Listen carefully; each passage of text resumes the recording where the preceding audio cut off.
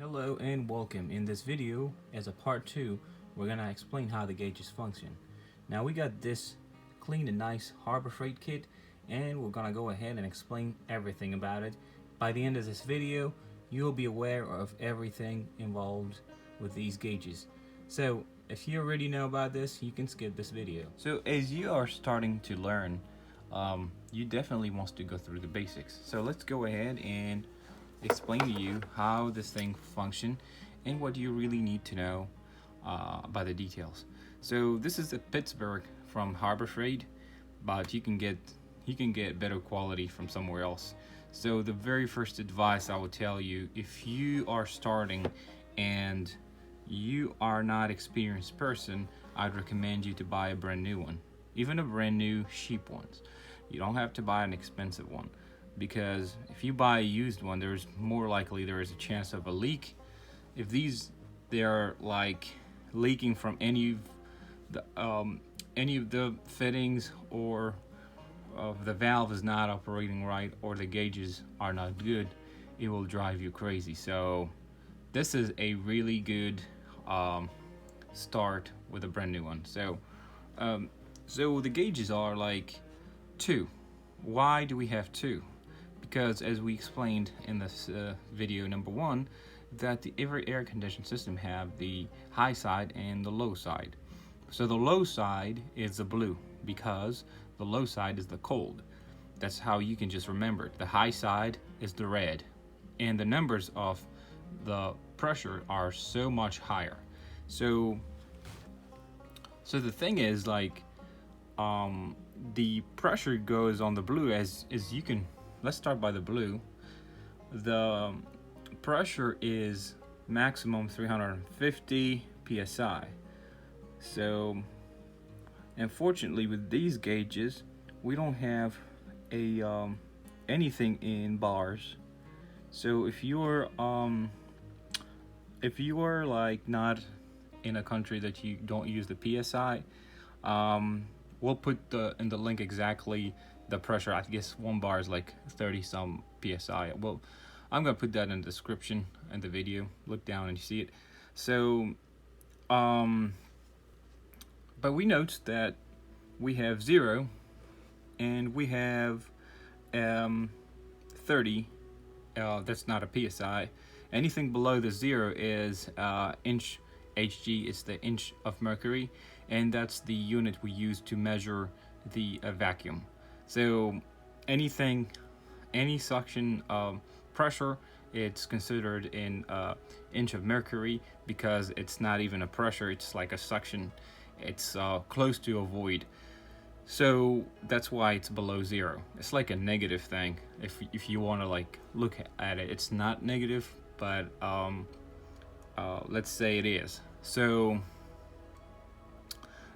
that the gauge will go there when you are running a vacuum pump. We will talk later about why, but now we're just explaining the gauges. So, and as you can see too, these gauges has the R134A and the R404A and the R407C, and then you got also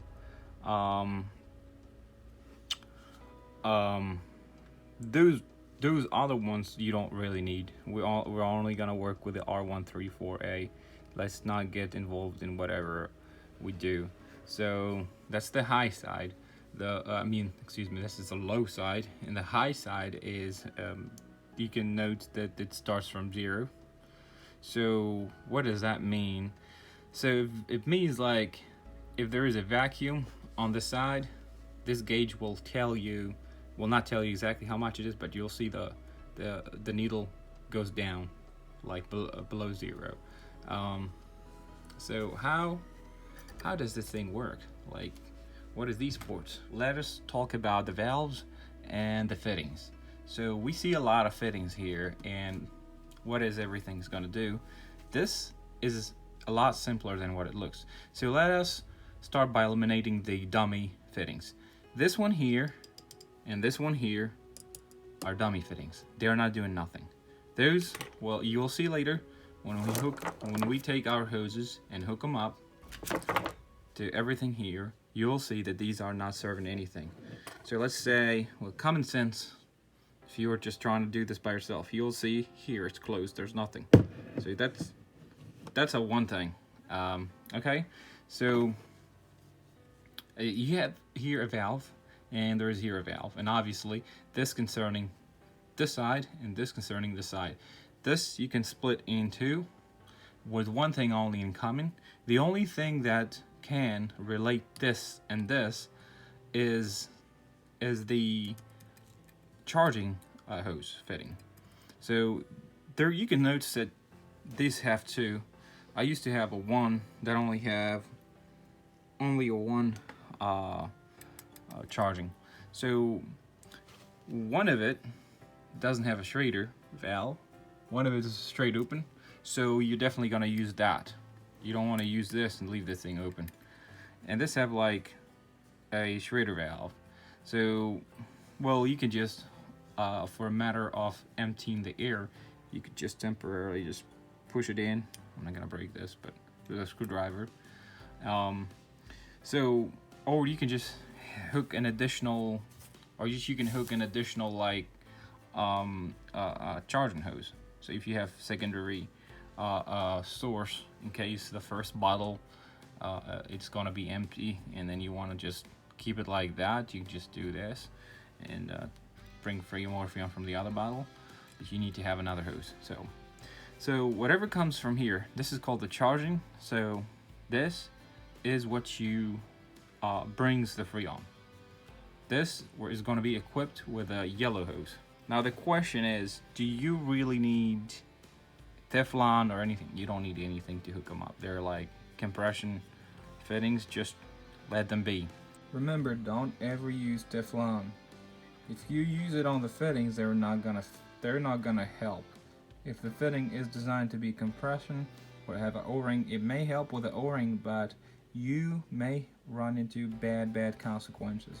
Really disastrous consequences of using this if any of this little Teflon goes in your this side is definitely gonna be hooked with a red hose. So let's take a look. This side is open. So let's say we have freon coming this way, right? And the one way that the freon make it to the high side is turn it to open. So if we open this all the way, now it's open. What does that mean? That means the freon coming from here will travel through this hose and go out. Now when you done, just close it. This will make sure nothing goes this way or that way. We'll demonstrate that. Do you got freon this way? Same thing. So when you open it, you're gonna let freon travel from here or wherever. If you have vacuum pressure here, it will also travel through the valve. So these two valves are the whatever closes and open these two fittings. That's it. This is gonna go to the red and blue. So I didn't hook up the hoses, but I'm gonna go ahead and hook them up in a demonstration. Before that, let's talk about the gauge. The gauge will not measure this side, what's coming here. It will measure what comes from here. We will also demonstrate that. For demonstration, we're gonna go ahead and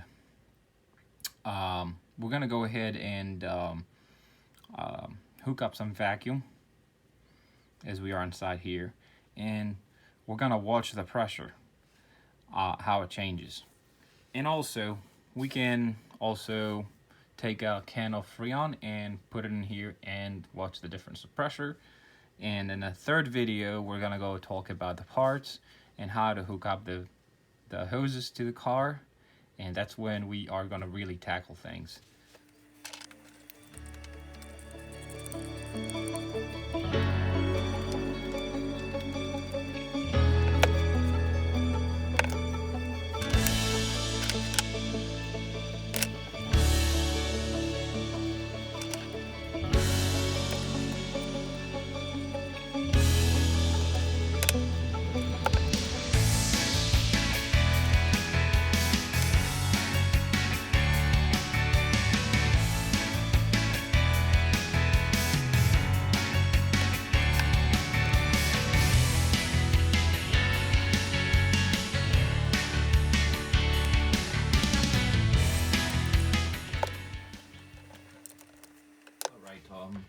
our first demonstration, which is not going to involve a lot of fun because once you hook up the vacuum pump, you will only see vacuum. And as we remember, the vacuum, we were talking about the gauges, the vacuum will always just be represented in this side. And on the this side, you won't see that much. So why is that? Just because this is the lowest pressure gauge and it's regulated to read for that. And you don't need both in vacuum, you just need it one. So let's go ahead and hook the, so that's when we said that this is the charging port, right? And when you vacuum, this is what also you use. So the other end of the hose, the yellow hose, the other end is gonna go to the vacuum pump. What does a vacuum pump does? It's just an electric motor that functions as a pump that is regulated to do a lot of air pumping in the below 0 psi. So as we note, there are two, this is a Harbor Freight pump. So there are two fittings. Let's see if they're the same. Nope, they're not. And the purpose of not having the same is because you may have these kind of gauges have different hoses from previous R12 and so on and on. And you can use this pump even in home applications for your air conditioning. So it's obviously the big one, and there is like an O-ring. So make sure you always keep these closed, the one that you don't use. Some other pumps may have like a check valve for protection of leaks, but don't over tighten that because it will break the plastic. That's what I used to do, thinking when you think you're strong, excited, you break things. Broke a lot of things in my life. So here we go. So that thing is hooked up. Now what we need to do is just turn the switch on, hook it up, and watch our gauges. Make sure the oil level is pretty good, like this one. You can see, make sure it's just sitting straight. I'm using this just for, doesn't vibrate the table.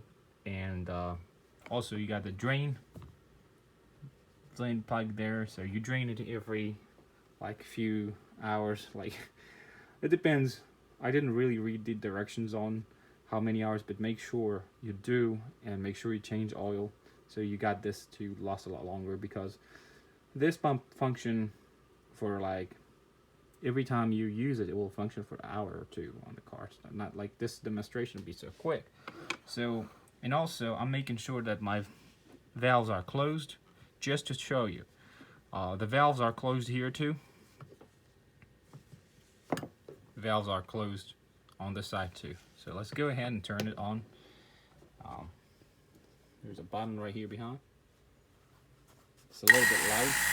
Alright, here we go. So as you can see, we don't notice any decrease of pressure.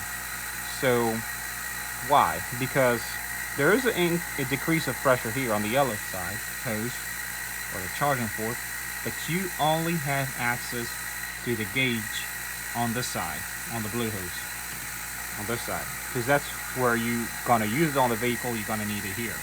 So if we open this valve, we're gonna allow the vacuum to go to the blue side, and also it will hit the gauge.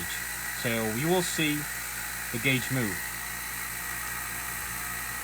We're gonna open it.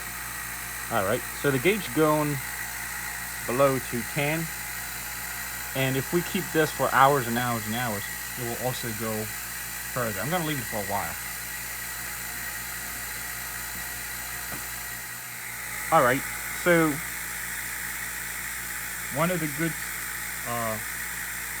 tricks to use for checking your hoses for a leak or anything is this. So what I'm gonna do is I'm gonna turn this closed. All right, so we got, if you close this and this goes back to 0, that means that there is a leak. There's a leak on this side, here or here somewhere. I'm gonna go ahead and check it. So this is a really good trick to check your equipment. So I just purposely hand tighten it like sloppily just to see this. On this side, watch the gauge when we open this. See, the gauge moved a little bit, but it's definitely leaking. So let's see if it's leaking air. Yep, both of them are. All right, I'm gonna go ahead and double check my hoses and redo this. I'm just gonna put my thumbs in here and I'm gonna make sure it won't leak. And you will look at the pressure and realize what's going on. So let's turn it on. Now, let it run a little bit. I'm gonna go ahead and open this. I may let it run just a second. Alright, and I'm gonna keep my finger like that. Seal that so badly. And actually, you don't have to put a lot of pressure because it's suction. So I'm gonna open it. I can feel the suction on my finger. So here's how I'm gonna test it. I can turn the pump off, or I just can close this. I'm gonna close this. And definitely the gauge stayed like the same spot. So open it again. All right, we obtained some good vacuum. I'm gonna really be easy on my finger because it's not healthy. I'm just gonna be really easy on my finger because I don't know that much of vacuum. But see, this much of vacuum shouldn't really be a problem. And it's a shame that your finger can seal the thing better than the fitting itself. So I'm gonna really let the air out slowly. Yep, that's a vacuum. That's what the vacuum do. So be careful if you ever do this. Don't let it go. Catch your finger. It won't do nothing as long as you're like not even past 30. It won't do nothing to you. So just remember, next step will be using the we will be putting the Freon. And when you do that, remember to wear glasses and gloves, because if something bursts, you may just get a frostbite. Not a really. It will burn your skin. So, and you don't want that to happen to your face or your eyes especially. So make sure you keep your face away from the hoses or anything. Alright, I hope this video was very helpful. And on the next part, that's part 3, we're gonna go to the practical side, where we take different examples and identify the components where they are at.